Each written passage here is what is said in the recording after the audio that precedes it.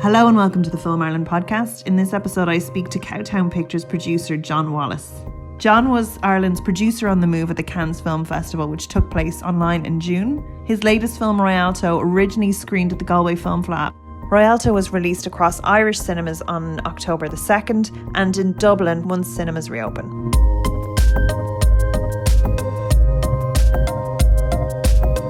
Can you just touch us about your experience about being Ireland's producer on the move at the European Film Promotion event, and what's it like now doing remotely? Well, we had it last week. It was a morning of Zoom calls, which I was kind of like, oh God, how's this going to work? And is there going to be loads of awkward silences and people, when I think at one stage there was 60 people on the Zoom. But it was actually, in a funny way, it was quite bonding between the group. Like Producers on the Move, you apply for it. Screen Ireland put a call out for it in February, March. It's done on a points system. But for, I think with Rialto this year, I got selected that hit certain points. And then, you have to be at a certain stage in your career where you can be too experienced and have done a certain number of co-productions. So I guess I was lucky enough this year that I fell in whatever criteria. But it's, you put yourself forward and it's a point system. But yeah, and it's a networking event. For producers across Europe, and there's a couple of these courses where it's nearly like producer group therapy, where but we've been through the wars. Like I'd say, everyone has gone through some. It was except from unless there's Swedish lads there that are just like things are fun. Swedish producer. There's a Swiss producer, and I'm just trying to think who else. Kind of like ourselves, we had planned to shoot this summer, and it's been obviously pushed. We're hoping to do it in September now, but it was just very helpful, and these things are always very helpful in terms of just sharing information. This is what we're doing in our country. This is where we're at. Is anybody so it's information. It's camaraderie. Yeah, very helpful stuff. That you've been kind of through the trenches now at this stage. And is everybody doing the COVID passes on their script now, rewriting things? Like what? So as the producer, are you going to have to get in a health and safety dude to be like, well, your actors are too close? We are. Yeah, we're. I mean, the guilds and the unions. The union are putting together guidelines at the moment. So all the different departments are putting together that in terms of how. Just the practicalities of working with that. So that's all been figured out at the moment. I don't know if we'll do... It also sounds expensive. Yeah, I mean, look, it's a very small... It's a small film that we're doing. We've done already a lot of prep. It's also a period film. So in terms of on-screen stuff, it's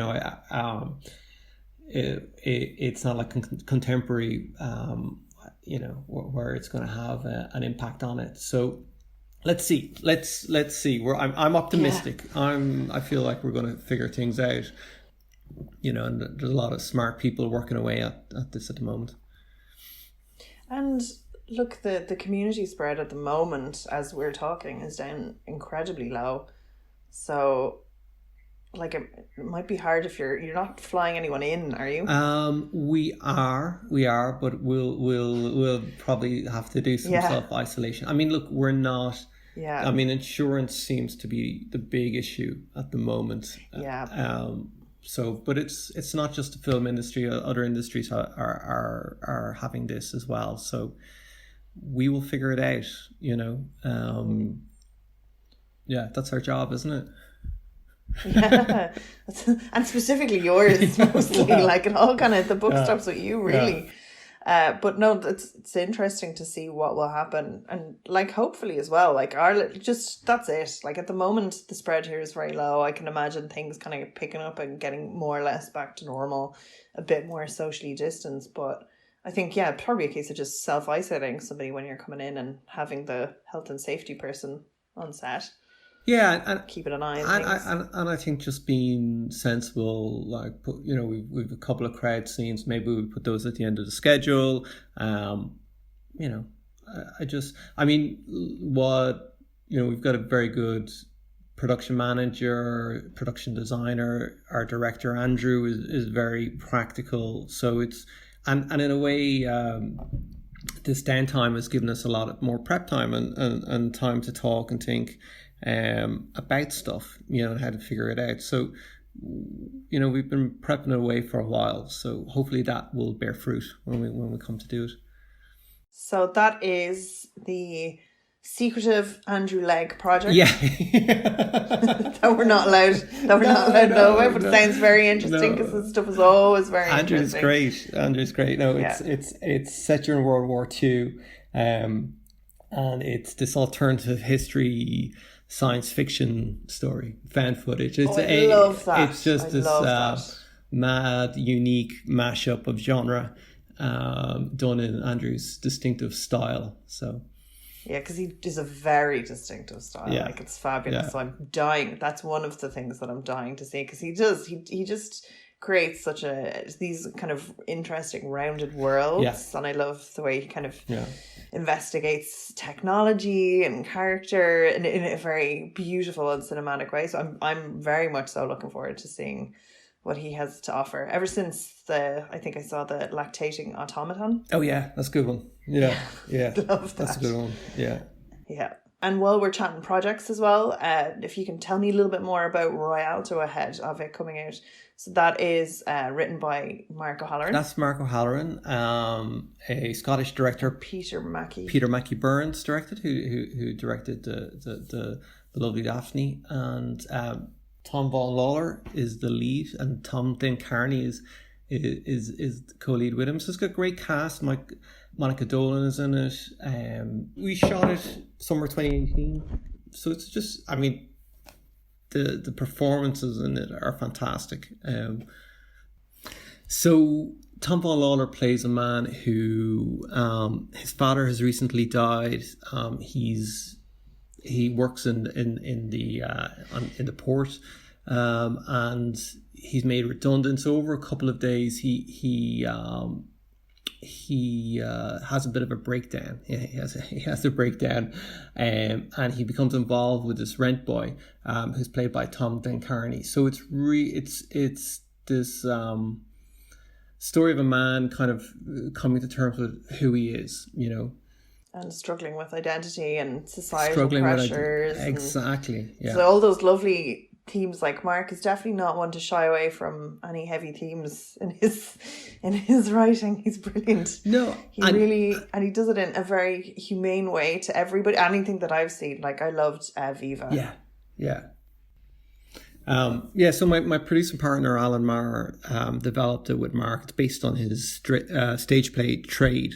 So they've been working on it for 5 or 6 years, I think at least, before it got to screen.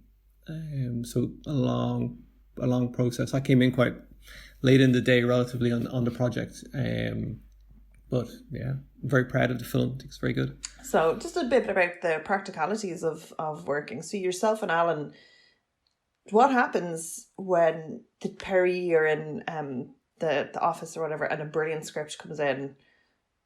Do you kind of fight over who gets kind of exactly role and who gets the day-to-day stuff on it? Like, is it like a UFC kind of situation?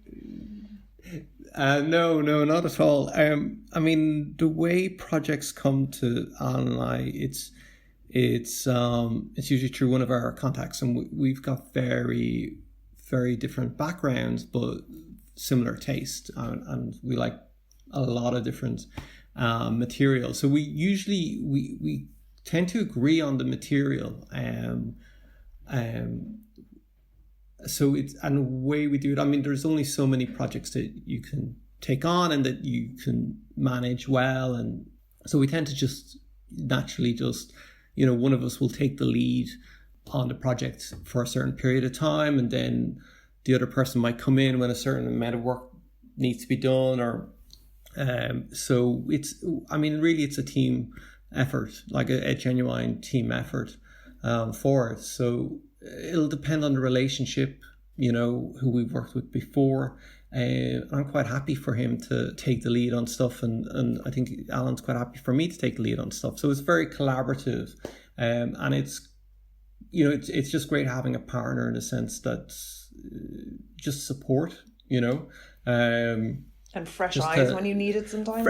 Exactly, fresh eyes, and just and getting their opinion on a situation or on a draft or how we might approach something, So I might be, I might have worked with the writer on something and be quite close to it, and then Alan will come in and he'll just be fresh to it and be able to point out certain stuff and have some ideas for it, which is really helpful.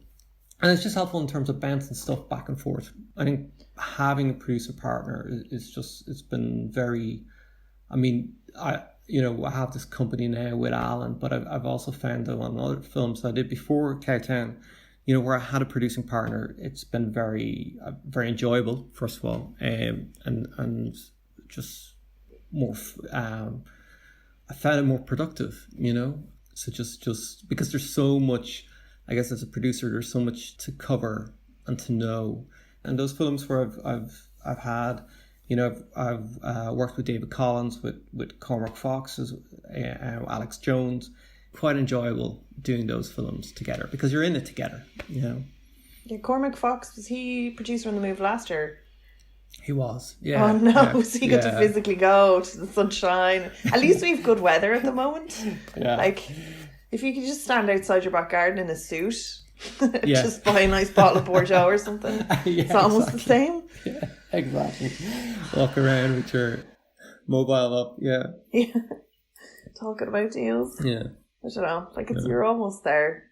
Oh, Yeah. like I think I asked you this the last time as well, but are you going to get to go over and do any kind of in-person meet with the other producers? Oh yeah, I'm sure we'll do a dinner or something like that in Berlin, and it's like, it's you when you do these courses, I've done ACE and I've done AAVE as well, that you can keeping those relationships and building on those relationships over the years is very important because they open up opportunities, and co-production is a very important element of producing, especially when it produces films above a certain level, above a certain budget level. But also, just having that international perspective. So it kind of gives you, I think, a greater sense of the market and the realities. If when you're sending your script out to your family of co-producers or friendly producers that and their reaction to the material, and what registers with them, I think that's very helpful in giving you a sense of, well, will it travel? What is the appetite for this outside of this island? Yeah, and especially it's a big one is, do you understand what they're saying? Yeah. Is the accent too thick? Will we have to subtitle this performer? That's another kind of good question you can float, because we'll always be like, oh yeah, they're fine. Yeah. They feel like, but they're speaking like 100 words a minute, so they can do it's handy to have people to do that test. Yeah. And how many producers are you in with? Is it just one from each country? On Producer on the Move, there is 20 producers, so there's not, obviously not every European country is represented, and so they have 20 slots, so maybe some countries didn't put forward somebody this year, or some producers maybe went forward and decided not to do it this year, so it's it varies. Is it kind of covered by Screen Ireland, our bit that we put in? Is it, like, just say if anyone's interested in putting it, would you have to kind of put in an application to this and for a travel bursary to Screen Ireland as well? Or is it just all covered? Great thing about Zoom, Gemma, is cheap chips. I know, well, it's like in the alternative universe, where you're in France now, sunning yourself. Yeah. No, look, I think it's like 2 days during what would normally be 2 days during the festival, and you're there at the festival anyway with other stuff, so. I didn't have the opportunity to ask the question though this year. Oh no! Well, a Berlin Hall, you make up for it. But I do think I'll survive. You know? But it's more of a bonding experience. Like, you'll be closer to these producers than anyone ever before, because I think like the more trauma you've been through as a team, the more like you can kind of ask those tough questions later. No, but you're right though. It's very important, I think, to have those meals and those drinks and coffees or whatever, and just hang out with people that you're going to work with, whether it's co-producers or writers or directors or other producers, or it's just important on a human level to get to know those people that you're going to be in the trenches with. It makes it a lot easier, it's when times get tough. It's a good test to somebody's character as well, to see how they deal with a shitty situation. Yeah. It's a good, because I mean, the thing about it is there's very few things that go completely smoothly all the time. There's always stuff that goes wrong, as unfortunately we all are learning now at the moment. But it is a good test to see how people handle pressure, because that is a lot of the game. Like, yeah. Absolutely. Like every project is different, and so there's going to be different. In a way, the process is the same, but every project is going to be different. There's going to be different personalities. There's going to be different set of circumstances, and I guess hopefully with experience you're able to figure out what works best for you and who works, who you like working with, and it's I guess that's why so many people work over and over again. It's the shorthand, it's the trust. You've been through it. You've had your highs and lows together. Yeah, that's it. I suppose a project as well, like even like lower end projects where you don't have as much wiggle room or money, you're just like, I have to like shoot it in the back of a van and get everything done. Just a question about maybe how you select your projects. So roughly, just if you can give us an idea, how many things would you have, say, on a slate at any given time that you'd be like, okay, I'd like these are kind of quasi developed. I'd like to get a few shekels for them. I think between Alan and I, we'd have maybe 10 to 12 projects on the slate. Maybe some of those we originated ourselves. Maybe some of those came to us through another producer. So, and then it takes so long with features. I mean, I think Alan has been developing Andrew's project since 2015. It's good 5 years.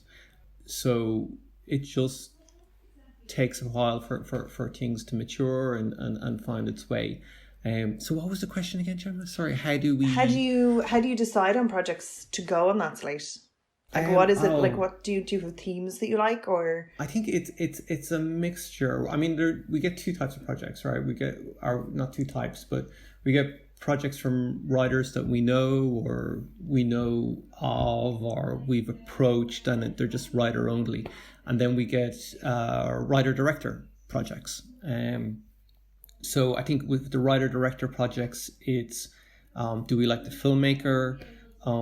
Do we think the material is compelling?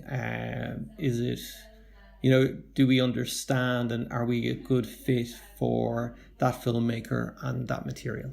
And so really that's kind of asking, I think, at the start, after the right questions in terms of how they see the film, how they want to put it together, what's the ideal way for them, what's you're just trying to find out, are you a good fit to work together, and will you be are you excited about what they want to do, because you have to be excited and feel passionate about it, and I think for Alan and I, often it's doing something new that we haven't done before, and that's a bit of a challenge, and that feels fresh. And I think we like to explore different genres. Although a lot of, science fiction, drama, comedy dramas, horror thrillers, are probably to our taste. True life stories, we've got a good few of those. So that's, and then with the writer with the writer only material, I think it's it's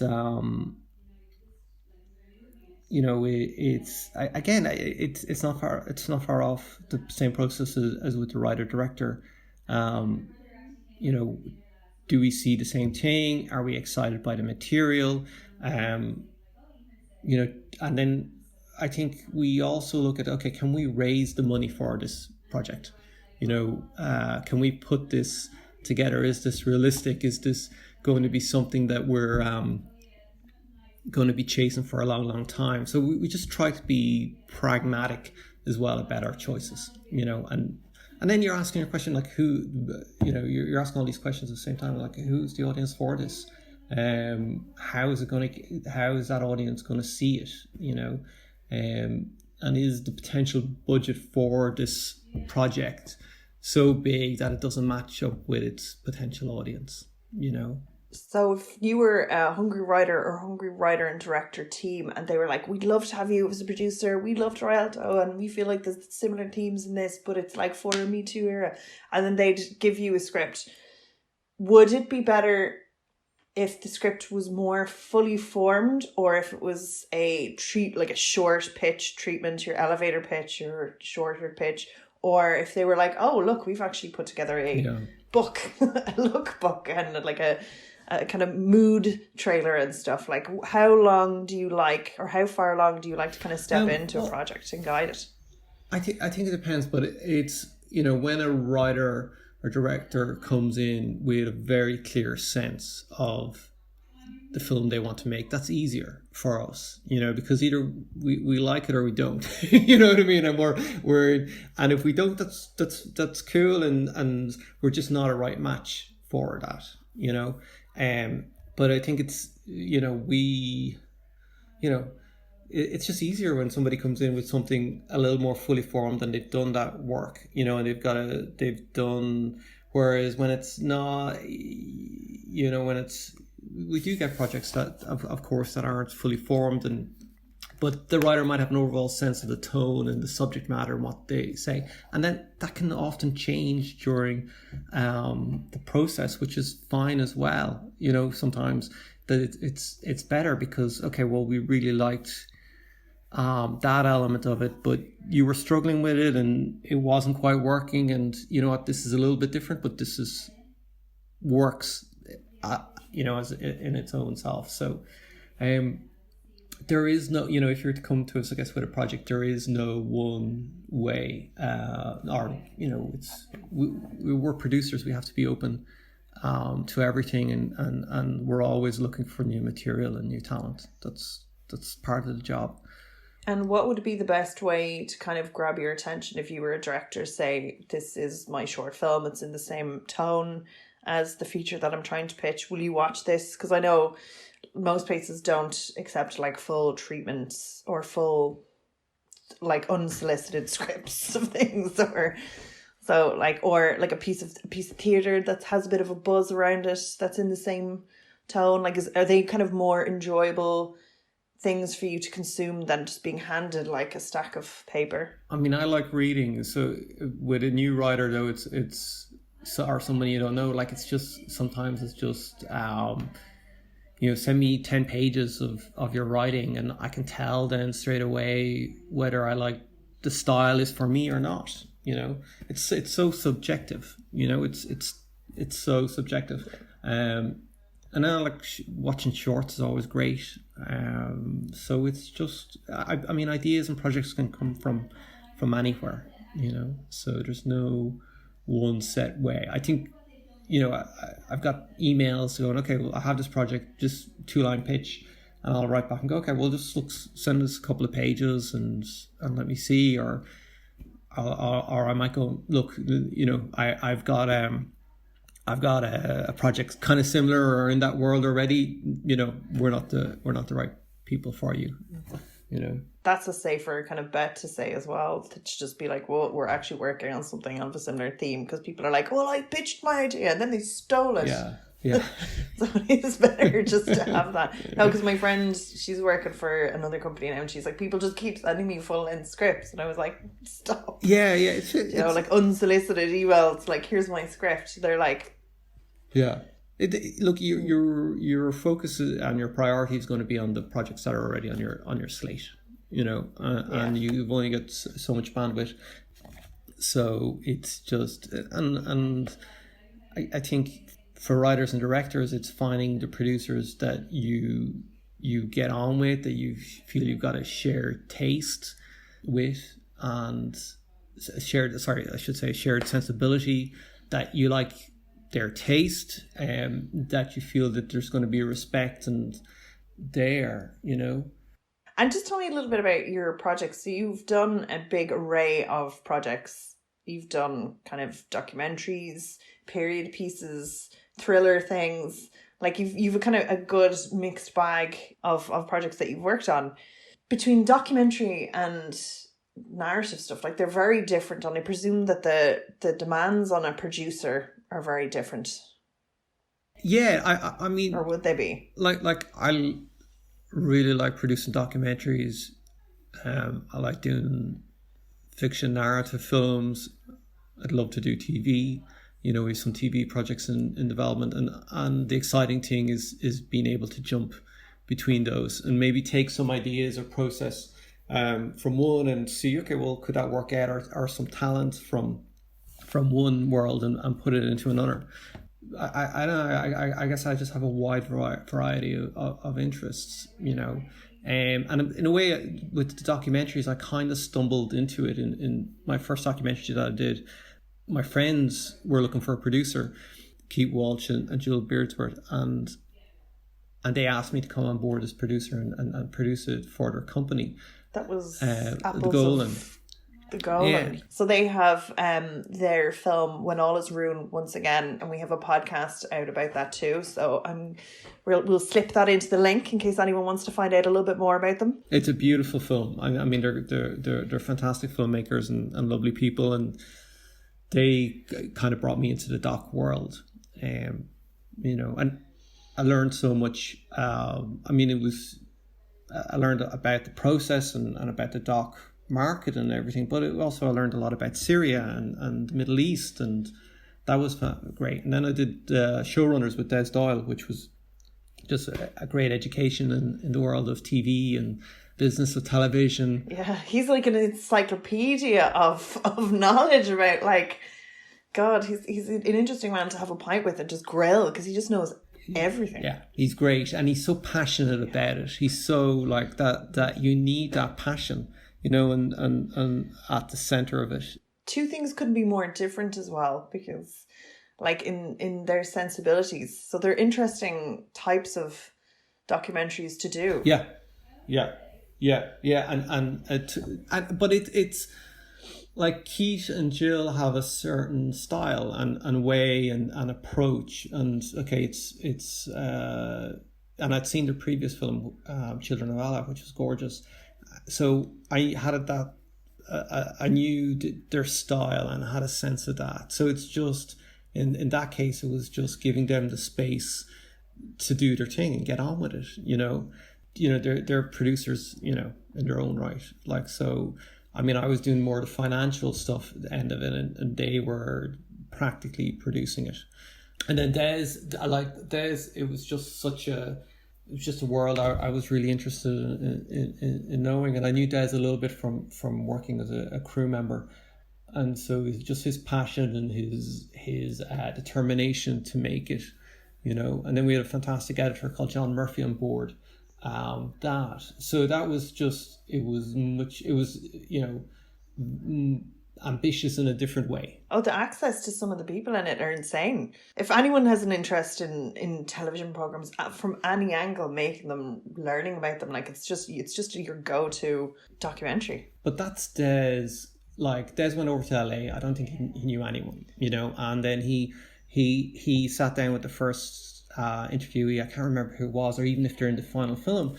But his passion and his knowledge and his genuine curiosity, you know, that opened doors. So it kind of snowballed for him, and he was hustling, you know. And I mean, there's other producers on it as well, who were hustling with him over there, you know.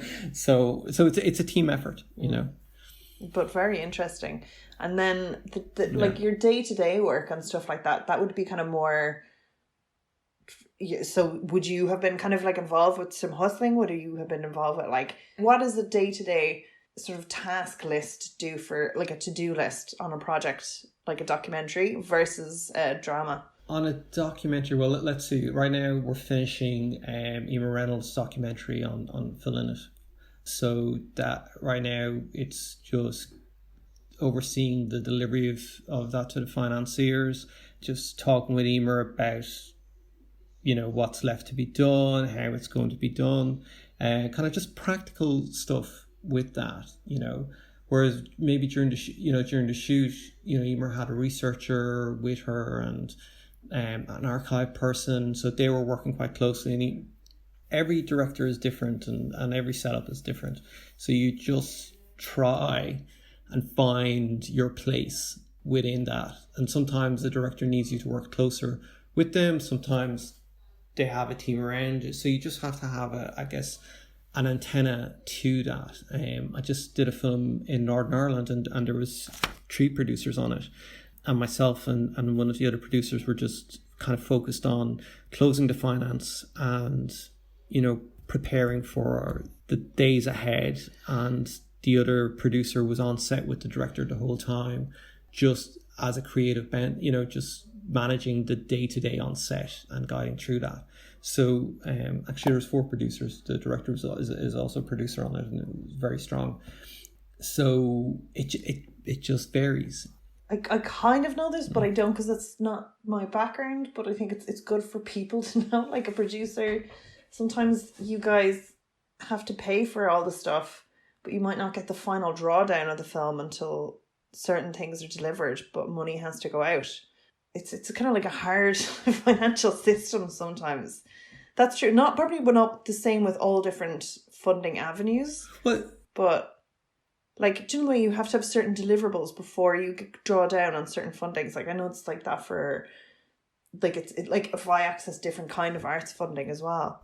Yeah, I mean, it's the financiers rightly, or it's planning, and it's cash flow, and financiers will not hand over quite all their money until they on a promise. It's just good business. So as a producer, it's part, if you prep correctly, you know, that you've figured out your cash flow and your cash flow requirements, and that you have that covered.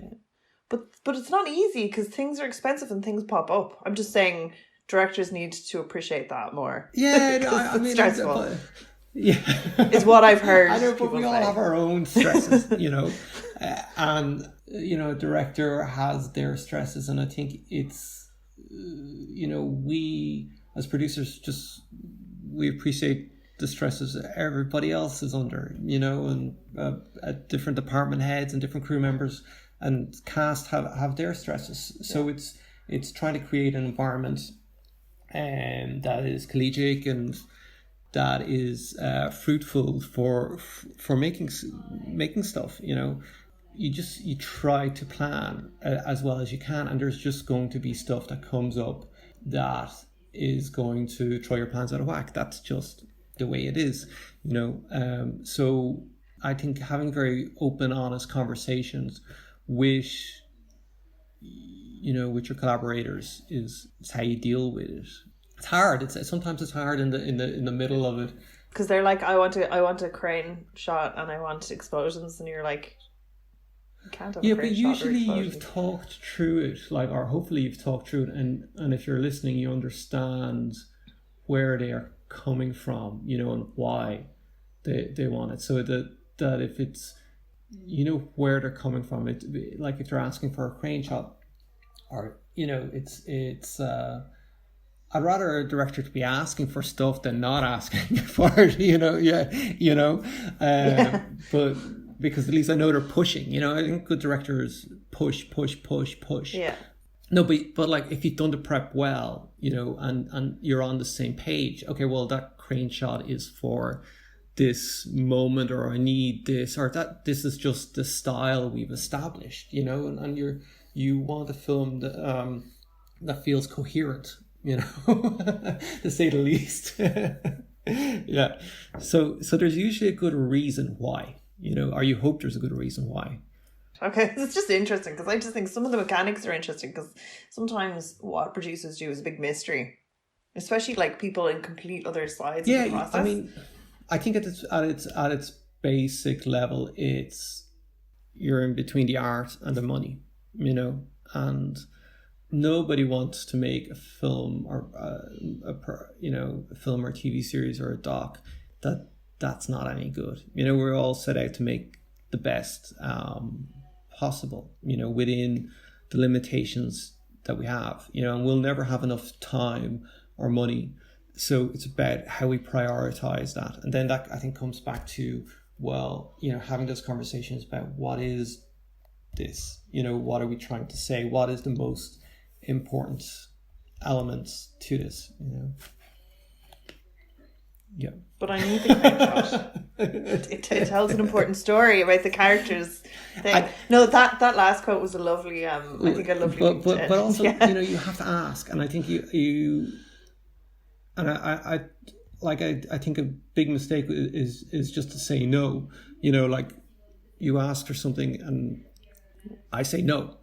But why? You know, it's like I have to go away and see, is it possible? Do we have the money? What choices does that mean? We have to take money from somewhere else, you know? I mean, ultimately, that director is thinking about this project 24 hours a day, you know, so we have to go away and we have to investigate something, you know, and that's part of doing your job. I think if you come, I think you have to offer up choices, you know, and I think it can be very disheartening. And when we get a lot of no's, you know, I mean, producers get a lot of no's from financiers, so we know what it's like to get a no. You know, I think we all do. Anyone in the creative process, it's like no. No's are normal, right? Can you tell me a little bit about the Emer Reynolds documentary? We have this documentary we're very excited about, called "Songs for While I'm Away," which is Phil in it, is his story, and the story of Tin Lizzy. So that'll be coming out later this year. We've been working on that for the last 2 years. Emer Reynolds is the director. She did a fantastic documentary called The Farthest, and Here Was Cuba.